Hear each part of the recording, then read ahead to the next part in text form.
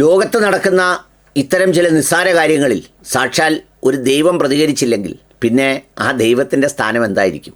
യഥാർത്ഥ ദൈവത്തിനോടൊപ്പം തന്നെ ഒരുപാട് ഈ ആരിഫ് റേഞ്ചിലുള്ള ആളുകൾ ചേർത്ത് വച്ചിരിക്കുന്ന രവിചന്ദ്രൻ ദൈവം വളരെ വ്യത്യസ്തമായ രീതിയിൽ ഈ യുദ്ധത്തെയും നോക്കിക്കണ്ടു. ശാസ്ത്രത്തെയും ജോഗ്രഫിയെയും ഹിസ്റ്ററിയെയും എല്ലാം വളരെ സവിശേഷമായി നോക്കിക്കാണുന്ന ആളാണ് രവിചന്ദ്രൻ. ശാസ്ത്രത്തെ നോക്കിക്കണ്ട രാസവസ്തുക്കളുടെ പേരുകളും അതിൻ്റെ സംഗതികളുമൊക്കെ സംബന്ധിച്ച് അദ്ദേഹത്തിൻ്റെ ജ്ഞാനം എല്ലാവർക്കും ബോധ്യമുള്ളതാണ്. തിയറി ഓഫ് നാച്ചുറൽ സെലക്ഷൻ എന്ന് പറയുന്ന ഈ ശാസ്ത്രലോകത്തെ തന്നെ ഞെട്ടിപ്പിച്ച ആ കണ്ടുപിടുത്തലും സാക്ഷാൽ രവിചന്ദ്രൻ ദൈവത്തിന് സ്വന്തമായുണ്ട്. അത്രയും വലിയൊരു ദൈവമാവുമ്പോൾ ശാസ്ത്രമൊന്നും അദ്ദേഹത്തിന് അന്യമല്ല. പിന്നെ ചരിത്രത്തിൻ്റെ ഏടുകളിലെ ഏറ്റവും പ്രധാനപ്പെട്ട ചെങ്കിഷ് ഖാൻ കണ്ടുപിടുത്തവും അദ്ദേഹത്തിൻ്റെ പ്രധാനപ്പെട്ട നേട്ടങ്ങളിലൊന്നാണ്.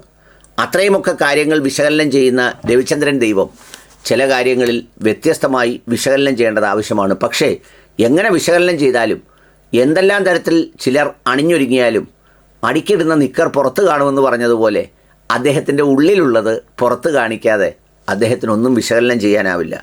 അതിലൊന്നാമത്തെ സംഗതി എന്ന് പറയുന്നത് രവിചന്ദ്രൻ 20-ാം തീയതി ഇട്ടതാണ്. Religion is the symmetry of women. മതം എന്ന് പറയുന്നത് ഒരു ശവക്കല്ലറയാണ് സ്ത്രീകളുടേത്. എന്നിട്ട് അദ്ദേഹത്തിൻ്റെ കാർഡ് എന്താണെന്നറിയാമോ? കമ്മ്യൂണിസ്റ്റ് എന്നാരോപിച്ച് 10,000-കണക്കിന് നിഷ്കളങ്കരായ മനുഷ്യരെ കശാപ്പ് ചെയ്ത ഇറാനിലെ മതഭരണകൂടം വീഴണം. അതായത് ഇസ്രയേലിലെ ജനാധിപത്യ ഭരണകൂടം വാഴണം, പിന്നെ മനുഷ്യരെ ലക്ഷക്കണക്കിന് ആളുകളെ കൊന്ന ഇറാനിലെ മതഭരണകൂടം വീഴണം. ഇസ്രയേലിലെ ജനാധിപത്യ ഭരണകൂടവും അമേരിക്കയിലെ ജനാധിപത്യ ഭരണകൂടവും തുടരുകയും വേണം. കാരണം അവരാരും മനുഷ്യരെ കൊന്നിട്ടില്ല, മനുഷ്യരെ കൊല്ലുന്നുമില്ല. അങ്ങനെ കൊല്ലുന്നതായി രവിചന്ദ്രൻ ദൈവത്തിന് ആരും റിപ്പോർട്ട് ചെയ്തിട്ടുമില്ല.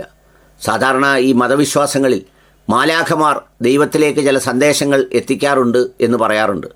ഏതായാലും അതുപോലെയുള്ള മാലാഖന്മാർ രവിചന്ദ്രൻ ദൈവത്തിന് ഇല്ലാത്തതുകൊണ്ട് ഈ ഭൂമിയിൽ നടക്കുന്ന ഇസ്രയേലിൻ്റെ ജനാധിപത്യപരമായ സന്തോഷങ്ങളും പിന്നെ അമേരിക്കയുടെ കഴിഞ്ഞ കാലങ്ങളിലെയൊക്കെ ജനാധിപത്യപരമായ വസന്തങ്ങളുമാണ് സാക്ഷാൽ രവിചന്ദ്രൻ ദൈവത്തിന് എത്തിയിട്ടുള്ളത്. അതുകൊണ്ട് തന്നെ രവിചന്ദ്രൻ ദൈവത്തിൻ്റെ ഏറ്റവും പ്രധാനപ്പെട്ട ആഗ്രഹമായിരിക്കണം എന്ന് മാത്രമല്ല, ജനാധിപത്യത്തോടുള്ള അടങ്ങാത്ത അധമ്യമായ ആഗ്രഹം അതെപ്പോഴും അദ്ദേഹത്തിനുണ്ട്. നമ്മൾ കാണുന്ന പോലെയല്ല, ഗോഡ്സെ തൂക്കുകയറിലേക്ക് നടന്നെടുക്കുമ്പോൾ കാവ്യഭാവനയോടെ ചഞ്ചലചിത്തനായി ചിഞ്ചിലം ചൊല്ലുന്നത് പോലെ ചലചല വർത്തമാനം പറഞ്ഞ ആ രവിചന്ദ്രൻ്റെ ഭാവനയെ നമ്മൾ കാണാതെ പോകരുത്. അദ്ദേഹം പറയുന്നത് ആരോ ചോദിച്ച ഒരു ഉത്തരത്തിന്, അതായത് സന്തോഷ് എന്ന് പറയുന്ന ഒരാൾ ചോദിച്ചു, ഇസ്രയേൽ ജനാധിപത്യ രാജ്യമായിരിക്കും, ഉളിപ്പ് എന്നൊന്നുണ്ടോ എന്ന് ചോദിച്ചപ്പോൾ അദ്ദേഹത്തിന് സാക്ഷാൽ ദൈവം മൊഴിഞ്ഞ മറുപടി, Israel is A democratic country better than many other democratic countries in the world.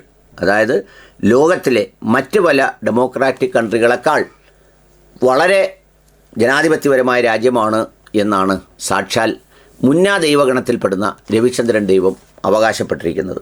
എന്ന് മാത്രമല്ല, രവിചന്ദ്രൻ ദൈവത്തിന് മറ്റൊരു സംഗതി കൂടിയുണ്ട്.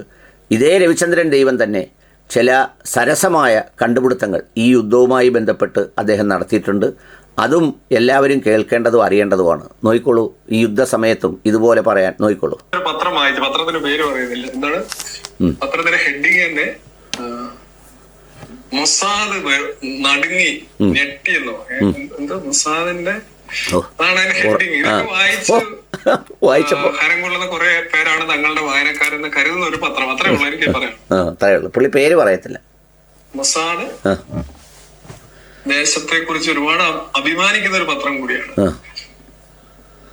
മൊസാദ് ഞെട്ടിയെന്ന് അങ്ങനെയാണ്. മൊസാദിന്റെ പടം ഇവിടെ സോഷ്യൽ മീഡിയയിലല്ല, മൊസാദിന്റെ ആസ്ഥാനം ബോംബിട്ടു കത്തുകയാണ് മൊസാദ്.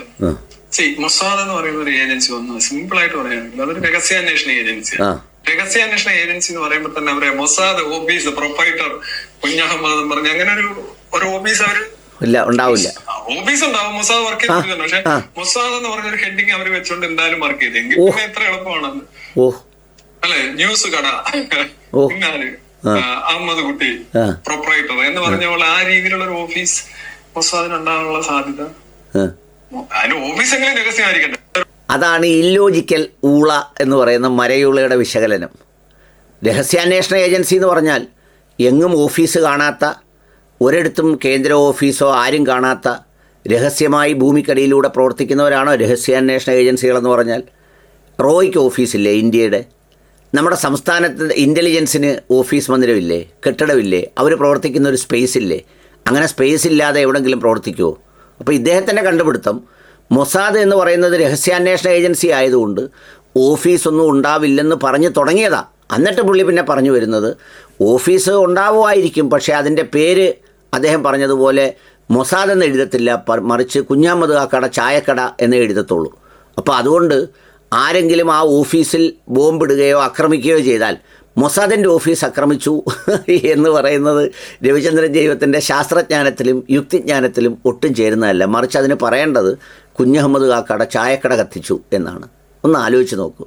ഇയാളെപ്പോലുള്ളവനെയാണ് ചുമന്നുകൊണ്ട് നടന്ന് എല്ലാവരും വലിയ ബുദ്ധിജീവി ഭാവം നൽകി മെനക്കെട്ട് വന്നിരുന്ന് കേൾക്കുന്നത്. കഷ്ടം.